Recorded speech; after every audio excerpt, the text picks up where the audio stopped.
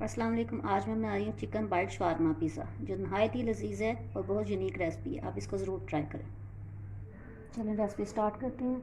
ये chicken bytes हैं, उसकी मैं मैरिनेशन करूँगी। मैंने 1 पाव के करीब बोनलेस चिकन लिया है, इसकी मैं मैरिनेशन करूँगी। 1/2 टीस्पून रेड मिर्च, हस्बे ज़रूरत नमक, हल्दी थोड़ी सी, सिरका 1 tablespoon, soya sauce 1 tablespoon, chilli flakes थोड़ी सी, काली मिर्च थोड़ी सी, अदरक पाउडर 1/2 टीस्पून, लहसुन पाउडर 1/2 टीस्पून, 1 टेबल स्पून मैंने इसमें ऑयल शामिल किया। टीस्पून मैंने क्रश सब्ज़ मिर्च ली है, वो शामिल की है। आप इसको कम या ज़्यादा कर सकते हैं। आप इसको ना शामिल करना चाहे तब भी, इसके बगैर भी बना सकते हैं। अभी इसको मैं 1/2 घंटे के लिए फ्रिज में रखूँगी। अब मैंने चूल्हा ऑन कर लिया, 1 चम्मच मैंने ऑयल शामिल किया।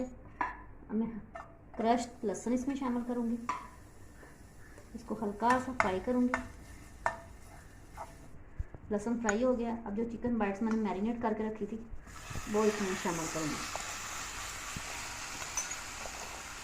इसको मैं फ्राई करूँगी। ऑयल मैंने इसमें भी शामिल किया हुआ है, इसलिए ज़्यादा ऑयल डालने की ज़रूरत नहीं है। चिकन बाइट तैयार हो गई हैं। और अभी तक जिन लोगों ने मेरे चैनल को सब्सक्राइब नहीं किया वो मेरे चैनल को सब्सक्राइब कर दें, वीडियो को लाइक करें, शेयर करें। अब मैं इसको उतार लूँगी, बाकी प्रोसेस करूँगी।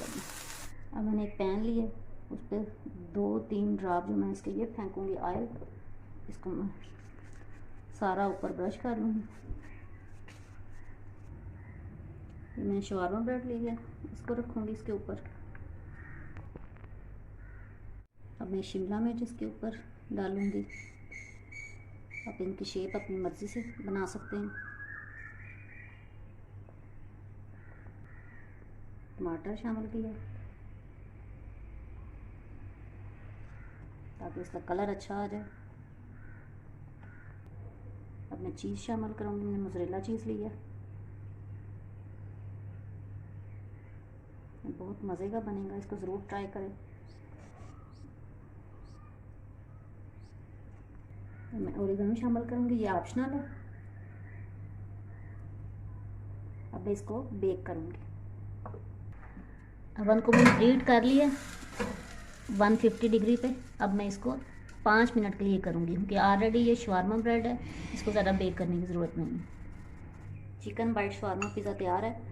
अब मैं इसके ऊपर शवारमा सॉस डालूँगी। इसकी रेसिपी ऑलरेडी एक शवारमा की रेसिपी में है और इसको मैंने डिस्क्रिप्शन बॉक्स में भी लिंक कर दिया। ये 2 in 1 रेसिपी है। चाहे तो आप इसको शवारमा की तरह रैप करके खाएं या पिज़्ज़ा की तरह कट करके।